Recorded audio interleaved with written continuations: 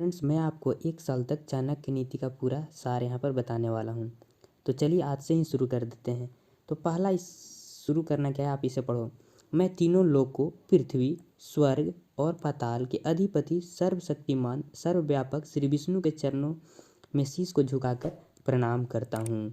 इसके पश्चात मैं जन कल्याण हेतु अनेक शास्त्रों से एकत्रित किए गए राजनीतिक ज्ञान का वर्णन करता हूँ।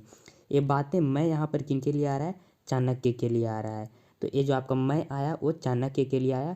और फिर अब यहाँ से आपका स्टार्ट होता है क्या, चाणक्य नीति। तो सबसे पहले यहाँ पर चाणक्य नीति भगवान विष्णु को प्रणाम कर रहे हैं और उनको प्रणाम कर कर ये सारी चीज़ों को शुरू कर रहे हैं। तो मैं भी आपको बताने वाला हूँ। तो ये रहा आज का हमारा पहला, और मैं आपको डेली यहाँ पर बताऊँगा और बहुत ही ज्ञान की बातें होंगी यार, आप ध्यान से सुनते रहना। नीति, ये बातें आप ध्यान से सुनो।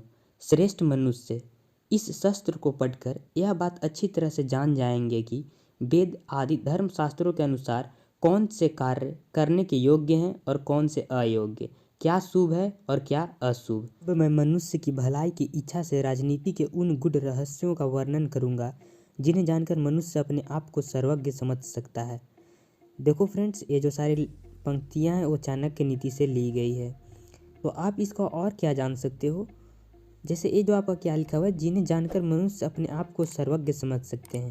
मतलब यहाँ पर क्या है कि आप अगर चाणक्य नीति पढ़ते हो तो अपने आप को सर्वज्ञ समझ सकते हो। तो इसका मतलब नहीं है कि आप सारी चीज़ों को जान लिए, लेकिन हाँ, अगर आप इसको पढ़ते हो तो आपको मोस्टली अप्रॉक्स सारी चीज़ें आपको यहाँ पर मिल जाएंगी। किस तरह कौन से सिचुएशन को आपको डील करना है।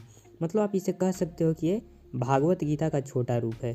तो जिस तरह से मतलब भागवत गीता में सारे चीज़ का सोल्यूशन होता है जीवन की हर परिस्थितियों का, उसी तरह आपको चाणक्य नीति में भी आपको मिलेंगे। तो ये रहा, और मैं नेक्स्ट बहुत सारी अच्छी अच्छी आपको बातें मिलेंगी। धन्यवाद।